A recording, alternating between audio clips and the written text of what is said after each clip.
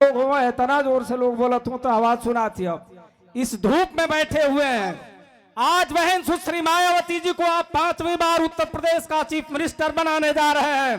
ये समय निकाल करके आप आए हैं, चुनौती देने के लिए आए हैं मानवता के दुश्मनों को। तो इसलिए ये आवाज उत्तर प्रदेश ही नहीं पूरे देश में जानी चाहिए।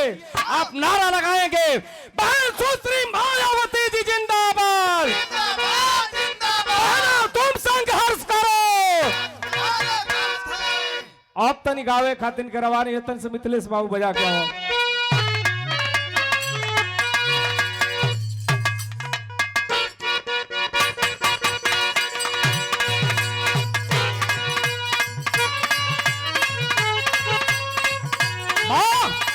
बहुत अच्छे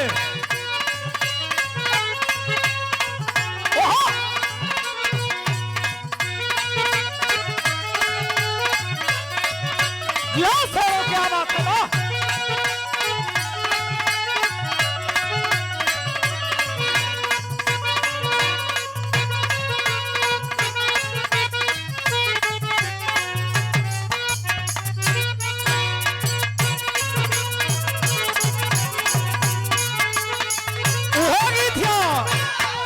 अरे हाथी हाथी वाली बटन दबेगी,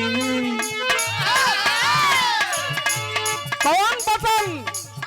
अरे हाथी वाली बटन दबेगी 27 की लहरिया में। हाथी वाली बटन दबेगी 27 की लहरिया में।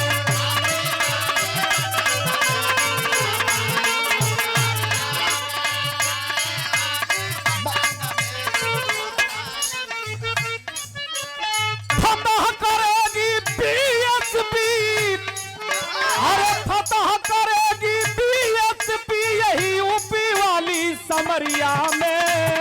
अरे फतह करेगी बीएसपी यही यूपी वाली समरिया में। हाथी अरे हाथी वाली बटन दबेगी 27 की लहरिया में। बहुत बहुत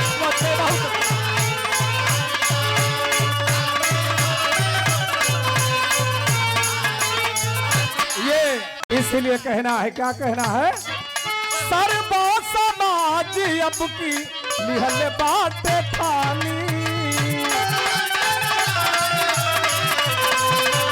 बहुत अच्छे, जय हिंद जय बीएसपी। ये स्नेहिल सम्मान उदयभान भारती जी अमिला से, प्रबंधक रमाबाई शिक्षण संस्थान आप श्रीमंत के कोमल कर से बहुत बहुत साधुवाद। कहना है दूसरी लाइन, ईवीएम घोटाला नहीं, ईवीएम घोटाला नहीं चली मान मानी।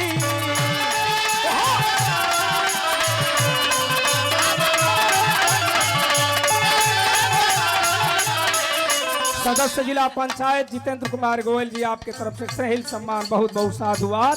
कहना है, जय हो बसपा जय हो बसपा, जय हो बसपा जय हो बसपा यह गुजे चारी वरिया में। अरे जय हो बसपा जय हो बसपा यह गुजे चारी वरिया में। हाथी अरे हाथी वाली बटन दबेगी 27 की लहरिया में।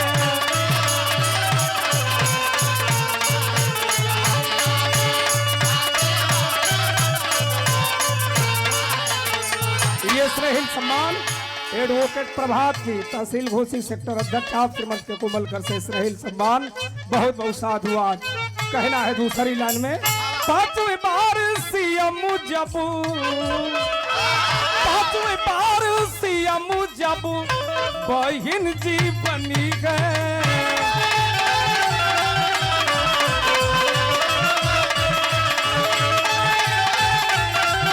ये रवि प्रकाश जी और राम प्यारे चौहान जी आप लोगों के कोमल कर से स्नेहिल सम्मान बहुत बहुत साधुवाद।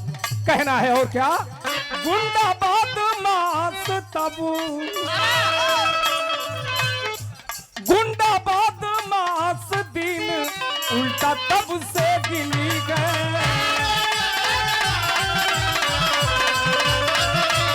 ये आदरणीय रमेश प्रधान